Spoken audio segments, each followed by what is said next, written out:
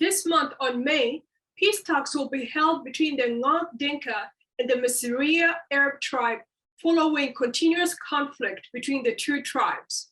The peace talks is being organized by the United Nations Interim Security Force for Abyei, abbreviated as UNISFA. Will there be tangible outcomes from the peace talks? Join us as we discuss this and more only on Beyond the Headlines.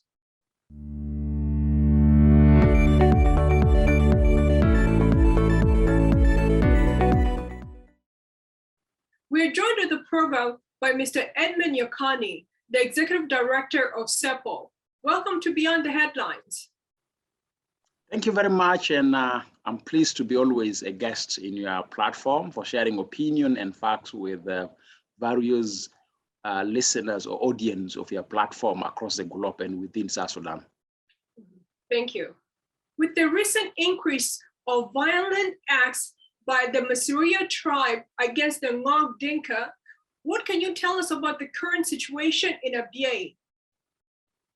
The current situation in Abyei is disturbing. It's a situation that you can describe with the possibility of commitment of crime against humanity by the Misseriya Arab tribe against the Ngok Dinka tribe of South Sudan, which actually they are the owners of the land named as Abyei at the border of South Sudan and Sudan. So the situation is really tense in terms of Misseriya waging attacks against the Ngok Dinka, and the attacks are so badly to the level that it's worse, to the level that actually they have claimed lives of Ngok Dinka, and they have burned houses, and they have stolen livestock of Ngok Dinka.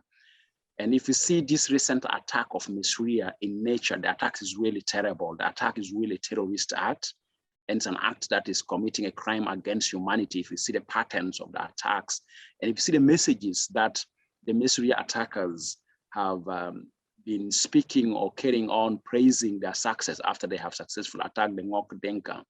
And if you look at the videos are so disturbing, and I've got some of them are in the social media platforms going on about what's happening in Abyei. And that tells you how the situation of Ngok Dinka are facing from the Misseriya in Abyei. And of course, you know, Misseriya have 6 months migration season every year to Abyei, simply because they couldn't get pasture and water in southern Kordofan, in some parts of Sudan, so they have to migrate to Abyei. So this is really a disturbing situation, and we hope that few regional, international, and even national institutions will take responsibility to rescue the lives of Ngok Dinka from these that are committed by the Misseriya. And something also I'm keen on is that the Misseriya in nature are no longer the Misseriya we know in the past. We feel these Misseriya are aided by other Arab nomad tribes across the region, like the Tuareg from Niger.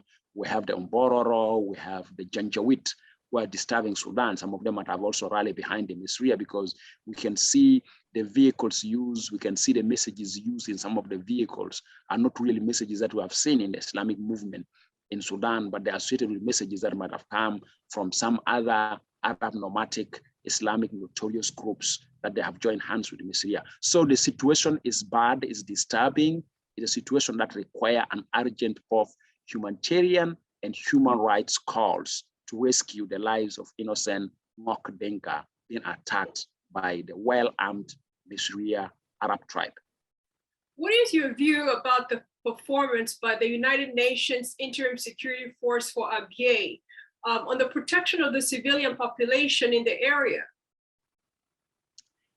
My view, and I've been regularly monitoring the performance of UNISFA as a UN peacekeeping mission, and also been following their reports from time to time to the UN Security Council. I think the performance is limited in terms of protection of civilians.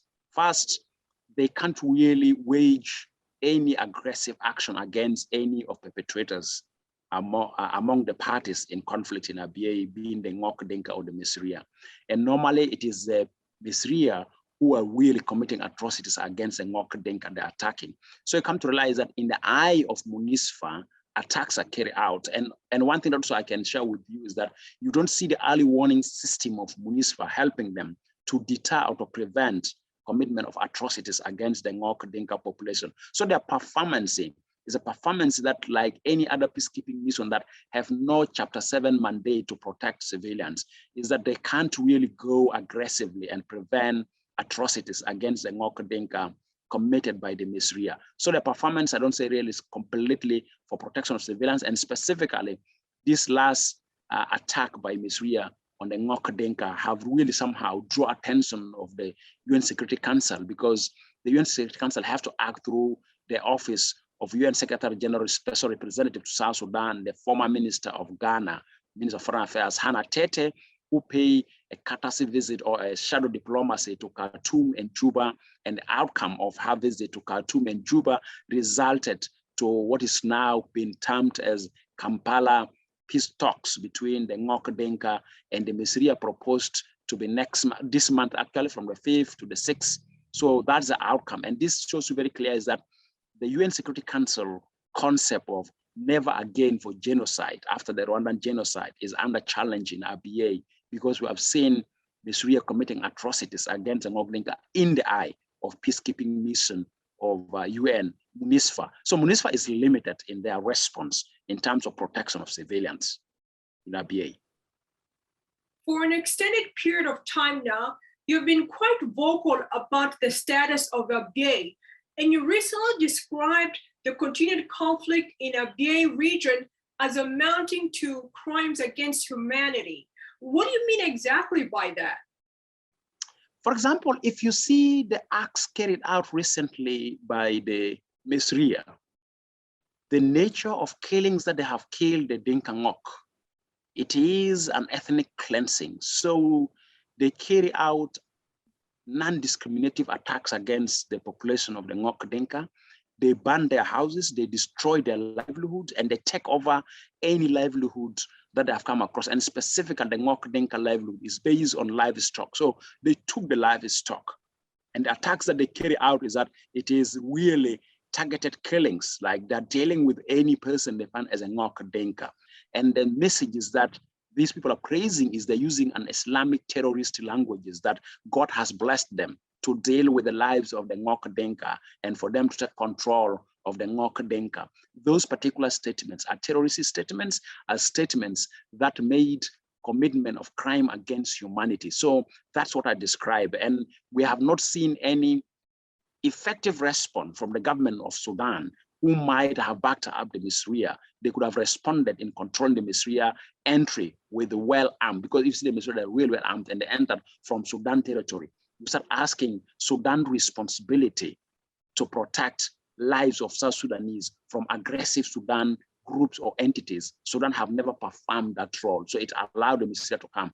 And the funny thing, my sister, I would like to also bring attention is that recently, Juba and Khartoum were backing each other on political settlements through peace processes. And through those particular processes, they have reached 4 freedoms. Among the 4 freedoms are targeting the borderline where Abyei is supposed to be the beneficiary: free trade, free movement, safety and security of both citizens of both countries at the borderline. But unfortunately, Sudan have not shown the importance of those 4 freedoms, and specifically related to protection of civilians at the borderline, what is called soft borders that Sudan have been pronouncing. Sudan have never shown any commitment to soft border because they allowed the Misseriya to come and attack. But also from South Sudan side, there's only political statement. We have not seen proactive delegation going to Khartoum and question them. How are they allowing Misseriya to come and kill this Ngok Dinka population and take away their livelihood and burn their houses? So it's completely a crime against humanity that it's easy, somebody can dispute this particular notion, but evidence on the ground are showing the actions mounted to crime against humanity. If you look at the elements of crime against humanity, ethnic killing, destroying livelihoods, and then non-discriminative killing of civilian population, and making slogans that in terms of hate against a particular identity of a particular group, the Misseriya have done all those indicators, and that mount as a crime against humanity. With the continued violence in Abyei region, why should it be of concern to the global community? One, as I mentioned before, is that for the global community, the issue of Abyei is no longer a question of Sudan and South Sudan to sort it out. Why? As I've said, is that if you look at the videos, if you analyze the videos already the notorious terrorist movement in the Horn and in the region are now clearly moving towards Abyei. And among the immediate players of this notorious terrorist movement, you have the Janjaweed, which is in southern Kordofan and Darfur, and you've seen how they're destabilizing Kordofan, Darfur, and now they're coming down there. And you have the Tuareg from Niger. They can find their way. The Ombororo is a nomadic. They can be aided by the Islamic movement, Iskamki. And one thing that I'm a bit concerned, seriously, to the global community is that this incident comes when we see a new waves of merging of an Islamic movement in Sudan by these, which I think is a very strategic condition. Bashir have been free in the name of medical attention, and we see unification of Islamic's movement in Sudan, and the Middle East incident happened. So I think from the global community is that Abyei, it may likely act as a breathing ground for Islamic movement if we don't take it serious. It may sound small, it may sound far, but one day, one time in future, come to realize that if the global community would have responded in addressing the issue of Abyei, they could have addressed a huge Islamic movement or terrorist movement. And remember, Abyei is also under global entity. UNISFA is a UN body that operates under the UN Charter to fulfill the global responsibility to protect civilian population from atrocities. So Abyei being under UNISFA, it's of a fluid ground interest to Islamic movement to attack UN through Abyei, through attacking and letting UNISFA to look like as a weak force. So I think for me, shouldn't be seen as a case of South Sudanese or a case of Ngok Dinka and Misseriya, should be seen as a global security and peace issue that the global community has to come for the rescue and resolving the issue of Abyei to minimize notorious group, not taking the case of Abyei. And secondly, it's a rich area with resources. So if Islamic movement can be able to settle in Abyei, like the way how they're trying to settle in Niger and French have to come and crash them down, the way how they're to settle in Central Africa with the Seleka. Of course, there's a huge movement from French to crash down the Seleka. We are fighting in Central Africa. You have seen the Janjaweed in Darfur, and you have seen how Janjaweed is aiding themselves, how they have been moving. And you have seen how Janjaweed were able to move beyond South Sudan to the Middle East, the crisis of Yemen. So South Sudan is completely under attack of movement. Abyei is one of the entry points through the use of the Misseriya. And one thing I can share with you, even recently, in our border with Central Africa, in Tombra, Islamic movement of Seleka invited a renowned DJ of Tombra and took him to Central Africa to perform in one of the borders. And the Islamic commander killed this DJ, that this DJ is leaking information about them to the Central African and South Sudan government. So both Islamic movements from Misseriya side and from Seleka side, from Tombra side, is taking advantage of internal crisis in South Sudan to establish themselves. And these are rich area. So I think this should be of a global attention and global concern that requires a quick, unanimous, and a consensus on how to resolve the fate of Abyei. The United Nations Interim Security Force for Abyei, UNISFA, is planning on holding a peace talks between the Ngok Dinka and the Misseriya Arab tribe in Uganda. The peace talks are scheduled to take place from May 16 to May 19th of this year. What is your take on this development? My take on this development, it is a clear indicator that the United Nations is looking, or UN is seeing risk coming forward, the Ngok Dinka in Abyei by the continuous attack of the Misseriya and the changing of the patterns of the Misseriya attack on the Ngok Dinka. Of course, the Secretary General, Guterres, has made a statement of disturbance about the latest attack of Misseriya on Ngok Dinka. And of course, after that statement, we have seen the office of the UN Secretary General Special Representative for AU and Addis, which is hosted by the former Ghana Minister of Foreign Affairs, Hannah Tete, start moving after the statement of the Secretary General to win acceptance for the Ngok Dinka and the Misseriya to sit on a table of peace talks. And they opt to choose Kampala as a neutral ground so that when they host it in Juba, Misseriya will fail. No, Juba is not comfortable for us. If they host it in Khartoum, Ngok Dinka will say, no, Khartoum we're not comfortable with. So Kampala become a neutral ground that both Misseriya and Ngok Dinka will sit to talk And of course, it's an inclusive process, but the information I have right now from UNISFA is that the leadership, the political leadership of Ngok Dinka and Misseriya will attend, and this is inclusive of the traditional leaders, youth leaders, women leaders, civil society leaders, and faith leaders will all attend that talk. So it's an inclusive one. But of course, it's a clear indicator that United Nations now feel challenged that they're unable to protect the lives of civilians, and specifically Ngok Dinka, from the atrocities committed by the Misseriya. So one of the things that I've been looking in the content of the peace talks, whether it's a political driven peace talks, the information I have from my sources from UNISFA right now is a talks to promote peaceful coexistence between the Ngok Dinka and the Misseriya. Of course, peace is a political event. It means this particular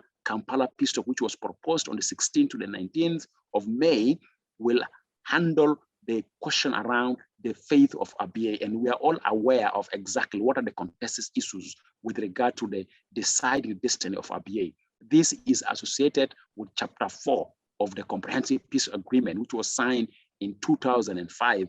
And remember, before the signing of the Comprehensive Peace Agreement, Abyei Protocol, which is Chapter 4 of the Comprehensive Peace Agreement of the CPA, was signed in May 2004. And that particular protocol, Khartoum is having issues with it. What are the issues of Khartoum? Khartoum is disputing the eligibility of the voter for the status of Abyei through the referendum that is supposed to be hosted before South Sudan referendum, where we South Sudanese decide to be independent. We're supposed to have Abyei referendum. But Bashir, by then as a president of Sudan, is disputing the eligibility of the voters simply because they believe that Abyei is not only a Ngok Dinka land. Abyei, it is a land of both Ngok Dinka and Misseriya. While if you look at certain legal frameworks in existence, shows that Abyei is completely a Ngok Dinka land. What are they? There's an outcome of the Commission for Boundary Assessment, which was carried on to draw the maps, the boundaries of Abyei at South Sudan and Sudan borders. The Boundary Commission outcome shows Abyei is completely a South Sudan land. The only thing the Boundary Commission have done is that I think it's a sign of compromise. They are able to release part of South Sudan land, which is called Pantau, which Sudan renamed it as a Hijlich because of the oil field, was allowed to become part of Sudan under Kordofan, I think as a compromise from the Boundary Commission, because by then they're looking into the existing or the residing Ngok Dinka in Abyei. So they're unable to really reach to Pantau and define Pantau as South Sudan land. I remember in 2011, we attacked Pantau as South Sudanese, and our SPL or our military took control of Pantau until they had to have international pressure to draw out of Pantau, and that led to the shutdown of the oil. That's one issue that is linked with Abyei. But of course, why Bashir or Sudan is harsh on Abyei? Simply because Abyei is a rich land of oil. So they need the oil. And remember, the population or the economical strength of both countries, Sudan and South Sudan, is really at the borderline. If you talk of population, where areas that are populated as a human resource is concerned for both in terms of labor, Sudan have its population at the border. South Sudan have its population at the same borderline.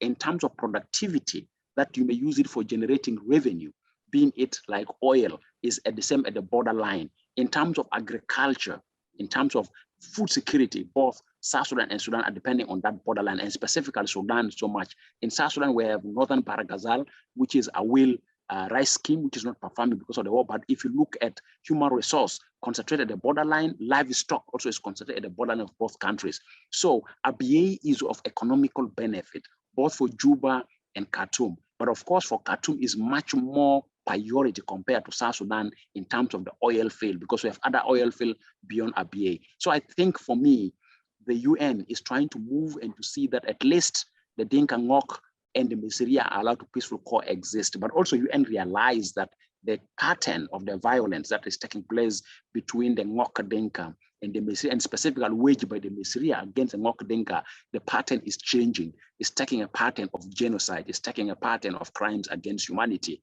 And UN have said never again for crime against humanity or genocide in any other part of the world. But they are in Abyei as a UNISFA, and atrocities are committed against the Ngok Dinka in the front of their eye. The Ngok Dinka Paramount Chief, Bulabek Denkwal, stated the following about the upcoming peace talks. He said, "We, the Dinka, don't see peace without dialogue and this is logic. This dialogue was supposed to take place in September 2021, but the other side, Misseriya, was not ready. It was again to take place in November in Nairobi, but it was postponed until now. During the peace talks in Uganda, what issues do you recommend to be tabled as the peace talks will be mediated by UNISFA? Obviously, in terms of the agenda has not yet been made public, and I will take this platform that you offer us is to say if we need transparency on Ngok Dinka and Misseriya peace talks proposed in Kampala, there's a need for UNISFA to be transparent. For UNISFA to be transparent, they should disclose the content of the agenda in advance. That's one way. If they didn't disclose, then I will ask for both government in Khartoum and Juba to disclose what have they seen from UNISFA as a content of the agenda to be discussed in Kampala peace talks, because it's very important. But likely, per my source of information from UNISFA, the focus is not political, the focus is not on the status of Abyei, the focus is on peaceful coexistence between the Misseriya and the Ngok Dinka. And if we talk of peaceful coexistence between Ngok Dinka and the Misseriya, we are focusing at the issues of Misseriya having migration rights and grazing rights in Abyei, because they have every 6 months of the year, they have to migrate to Abyei in order to access pasture and to access water in order to graze for the success of their livestock. So that's part of it. But also that means if they are coming, the Misseriya have to be disciplined, that if you come to Abyei, don't commit atrocities, because history has shown us that whenever Misseriya migrate from southern Kordofan, they comes to Abyei in 3 different routes, which have been defined clearly in several documents that I can share with you, details about those agreements. You come to us when the Misseriya are going back after the season of living in Abyei, they take along with them the livestock of the Ngok Dinka, and sometimes they kill, they burn houses on their return back. But again, so whenever they're coming, they're migrating to Abyei, they commit atrocities. They're leaving Abyei, they're going back to the homeland, they commit atrocities. So that culture needs to be stopped. And I think the focus of Kampala peace talks is addressing those issues. How can Misseriya migrate to Abyei peacefully and go back peacefully? And how can Ngok cooperate to allow Misseriya to graze? But these cannot avoid the status of Abyei, because we need to look at the status of Abyei. And I'm worried that that may give an attempt for Khartoum to undermine 3 frameworks that I would like to mention. One of them is the outcome of the boundary commission results about drawing the map of Abyei. Where does Abyei belong? And there, the outcome is that Abyei is South Sudan land, which Bashir disputed. 3, this particular outcome of the boundary commission were used in the permanent court of arbitration, which the court of arbitration decision have decided that Abyei is South Sudan land. Bashir also rejected. And this leads us to the next, where AU have established what we call AU high-level panel, which was headed by the former president of South Africa, Thabo Mbeki, which have a clear conclusion about the eligibility for people who will vote on the destiny of Abyei. And Thabo Mbeki document, it shows the eligibility as that the eligibility to vote on the destiny of Abyei have to be given to Ngok Dinka that are residing in Abyei permanently. So the permanent residents of Abyei who are Ngok Dinka are the only one to vote to decide the destiny, while Bashir or the system in Khartoum or the government in Khartoum want to see also Misseriya are voting so that they can find a way of manipulating the destiny of Abyei. So for me, these are some of the issues that you cannot undermine in Kampala peace talks. So Kampala peace talks have to look into those issues. The status of Abyei has been a contentious issue between the South Sudan government and the Sudan government. Now with the upcoming peace talks, do you think there will be tangible and concrete outcomes from it, since it is an issue that has not been resolved for such a long time? Yeah, thank you very much. The issue of Abyei remain for the last decade unresolved simply because the leadership in Khartoum are not interested to lose Abyei to South Sudan. Why? Because Abyei is a rich area with oil, and oil defines the backbone of Sudan economy. And specifically when you start having this ongoing or continuous political instability in Sudan, where Sudan cannot generate revenue from other sources apart from the oil, because oil is the biggest source of revenue for Sudan. So Sudan is not interested to see Abyei release, or Abyei have been independently allowed to be a South Sudan land.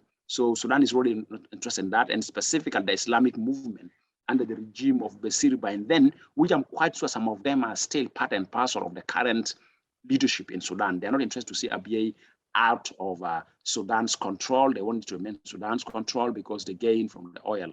That's one. But also the success of South Sudan in taking ownership of Abyei opened a question for other borderlines. Because remember, we don't only have a borderlines over Abyei. We have some lines, some areas around Upper Nile.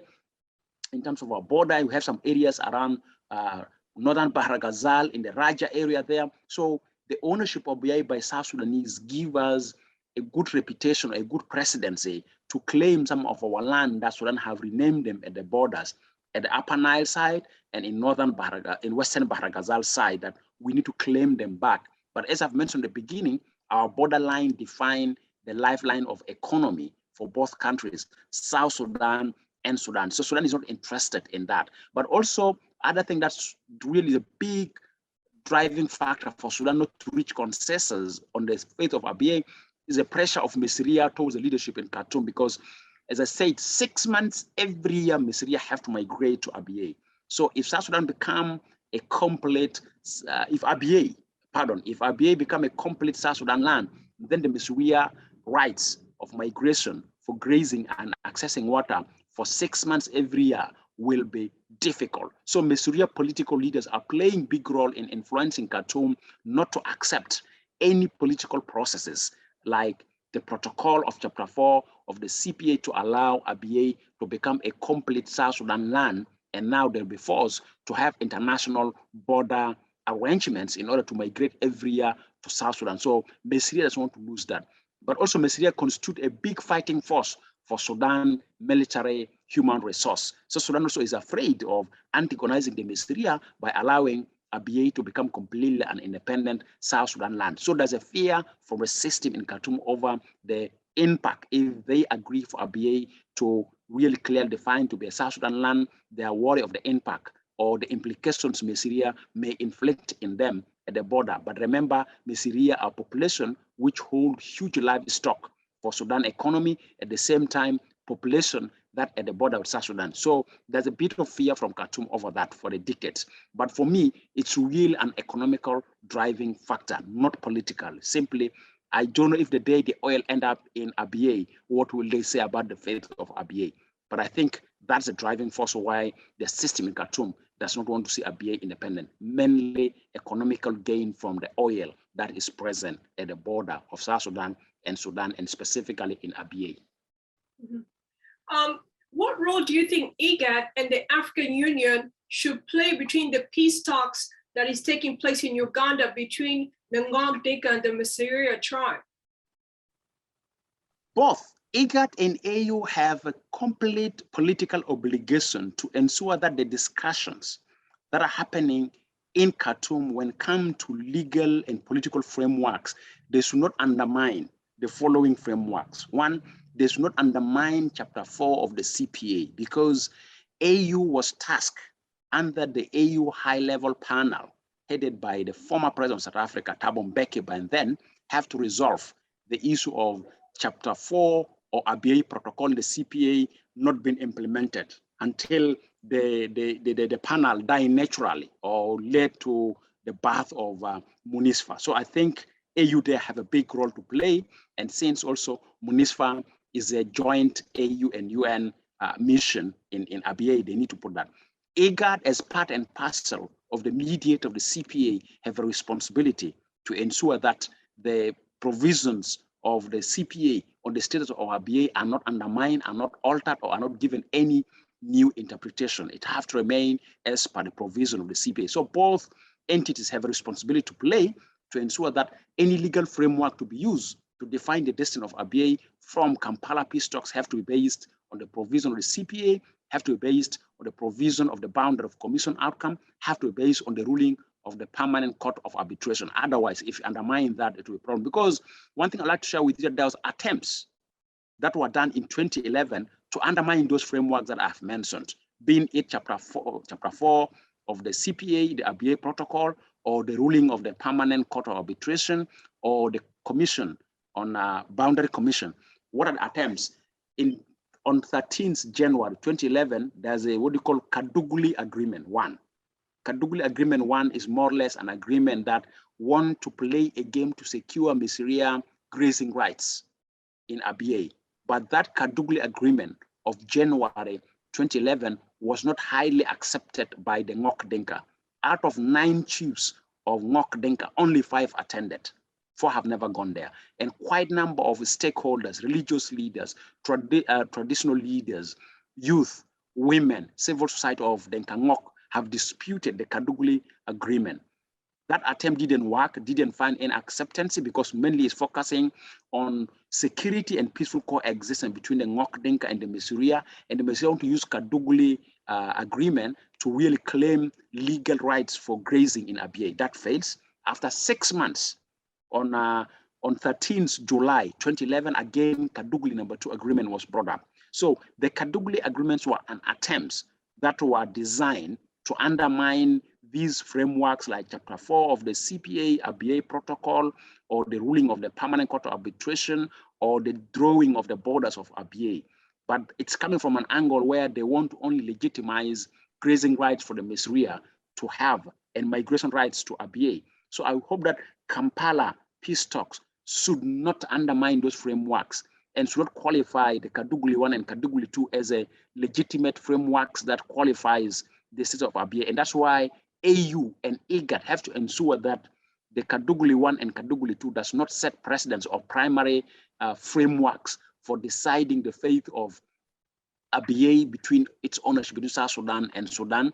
At the same time, in terms of migration and grazing of Misseriya should be based on the document that is enshrined as Abyei Protocol in CPA Chapter 4. Lastly, the status of Abyei is a highly contentious issue between the South Sudan government and the Sudan government itself, since the days of the CPA. Do you think that there will be tangible and concrete outcomes from the peace talks that will take place between the Ngok Dinka and the Misseriya? To be honest with you, for both Ngok Dinka and Misseriya to reach consensus in Kampala peace talks, each party in the peace talks have their own, what is called positions that, if I can use very bad words, they have their own red lines. For the Misseriya, the red line is that if the eligibility of deciding on the fate of Abyei is only based on Dinka Ngok identity, they will dispute, they will not reach any consensus. But also for Ngok Dinka to see that Misseriya are given right of eligibility to decide on the fate of Abyei is a red line for Ngok Dinka, they will not reach any consensus. If Misseriya want to claim grazing and migration rights to Abyei, as long as they don't commit themselves to be controlled and administered by the leadership of Abyei administration during the grazing, things like they should not be allowed to come to graze in Abyei where they are well armed. They should come well not armed, they should graze their cattle, and they should not commit atrocities upon their coming or when they're leaving. That particular issue for Ngok Dinka is no-go zone, is a red line. They want to make sure that Misseriya come disciplined, and Misseriya must respect the leadership of Abyei administrative unit or administrative area, while the Misseriya does not acknowledge the presence of Abyei administrative area, though sometimes they do make political statements. That's not an easy one. When come to the level of Juba and Khartoum, in terms of reaching consensus on the destiny of Abyei, is linked to the economical control. I don't believe that right now Sudan is ready to leave Abyei to become a complete South Sudan land, since they're really depending so much on the oil. And Juba is at the weaker point that because Juba depends too much on Khartoum, Juba will not easily reach a consensus by Sudan that, oh, this is the way how we want to aggressively address the issue of Abyei. Juba is not ready for that. So the chances of us having a tangible, concrete outcome on the destiny of Abyei through Kampala peace talks is completely zero. What we're going to hear is only we should expect an outcomes around peaceful coexistence between Ngok Dinka and Misseriya and giving grazing rights. Is this normal diplomacy and PR work of UN? That's only what we're going to have as an outcome of Kampala peace talks under UNISFA mediation. Beyond that, I don't think it's an easy thing. I agree with you on that, surely so. there won't be tangible, concrete outcomes apart from, of course, establishing that amicable relationship between the two, Exactly. tribes. Mm-hmm. So, Yes. yes, we have been joined on the program by Mr. Edmund Yakani, the Executive Director of CEPO. Thank you for coming on Beyond the Headlines. Yeah, thank you for hosting me, and I'm available at any time to share any public opinion or any civic responsibility we need to share with your audience, both internationally and within the country in South Sudan. Thank you very much for hosting me. Don't forget to subscribe to our YouTube page at Sunrise Media.